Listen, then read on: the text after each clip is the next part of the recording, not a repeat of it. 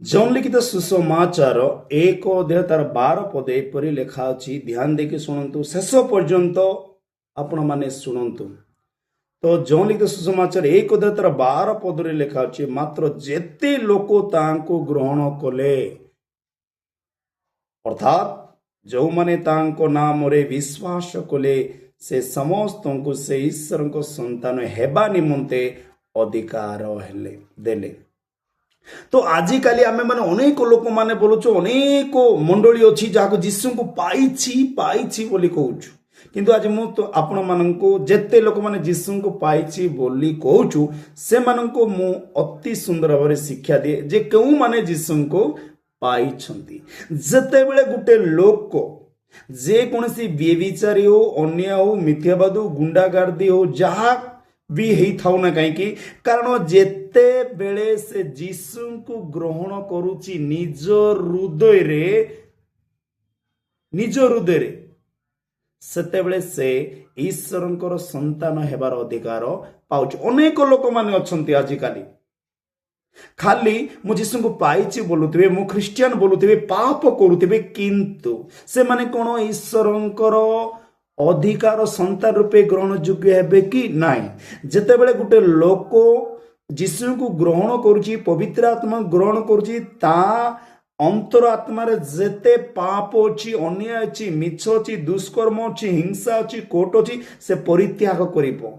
आमे देखिबा लोक लिखित सुसमाचार तार 19:1-8 पद पढ़िबा, जेते बेले जक्ष घर को जीसु जाउछंती, सेइथिरे जीसु कहि नांती तू परिवर्तन हो किछि कहि नांती भाई, कि जेतेबेले जीसु जक्ष घर को जाइकी ता गृह रे भजन करूची, सेई समय रे सिए अनुताप करूची। जेतेबेले जीसु को ग्रहण करूची, जेतेबेले जीसु को विश्वास करूची, सेतेबेले ता मुखरु गुटे अति सुंदर वाक्य निर्गत होउची, बाहरुची। से निजे कहउचंती, मु जेते लोक मानक सहित ठकीची, आउ सेई लोक मानकु एक गुणर मु 4 गुण फेरई देबी।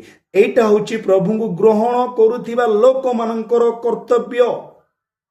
अनेक लोक मान जीसु को ग्रहण करछिले मद पिउछंती, नाश खाउछंती, प्रेम करंती, व्यभिचारी करछंती, स्त्री थाउ थाउ आउडे स्त्री को लोभ करूछंती, किंतु एई एमिति कार्य करिबा लोक कोन प्रभु आमान को कोन संतान रूपे अधिकार देबे कि देबे नै। जेते बेले गुटे लोक परिवर्तन होउची, सेई समय तार चाली चलन, अंग ढांग, तार कथा, तार सरली लोक देखी जानी पारिबे, कहिबे जे ये गुटे प्रभुंकर लोक। अनेक लोक माने अछंती जाकी भाषा उपरे भाषा, क्रोध, हिंसा, आको एमती करिबी सेमती करिबी, किंतु मु कहि देबो जे गुटे लोक प्रभु को ग्रहण कला परे कोन ए प्रकार व्यवहार करिबा कोन उचित कि? जीसु को पाइछि बोली कहउतबो, जीसु को ग्रहण करिउछि बोली कहउतबो, सबु बेले मुखरु मिथ्या मिथ्या मिथ्या भाषा कहउतबो, पड़ोसी लोक प्रेम करू नथिबो, ग्राम लोक प्रेम करू नथिबो, किंतु जीसु को ग्रहण करूछि बोली कि से सेमिति विश्वास कले केबे मध्य परित्राण पाइबो नाही। जेबे गुटे लोक जीसु को ग्रहण करथिला, आमे माथी को देखिबा, माथी गुडी कर आदाय। देखो जीसु कहला माथी नरे नए, माथी मोर अनुगमन करे, तार अनुगमन कला, से ईश्वरंकर वाक्य पालन कला, आ ईश्वरंक संतान हेबा रूपे तांको जीसु अधिकार देले, हो कि नहीं। तो आमे देखिबा जदि साधु पौल को प्रकार टाइप थिले, से निजे कहउछंती प्रेरित 9:1-2, प्रेरित 22:4 पदरे कहउची, मु ए प्रकार थिली, ए प्रकार लोक मान को हत्या करूथिली, ए प्रकार मारुथिली, से प्रकार पिटुथिली, कारण सेई पर्यंत से जीसु को ग्रहण करि नथिला। ता पूर्वरु से अन्याय पाप धर्म कर्म करूथिला। जेते बेले जीसु को ग्रहण कला, प्रथम कोरिन्थियो 13:5-6 अनुचित व्यवहार करे नाही, का विरुद्ध रे जाए नाही, स्वार्थ चेष्टा करे नाही, सत्य रे मु आनंद करे।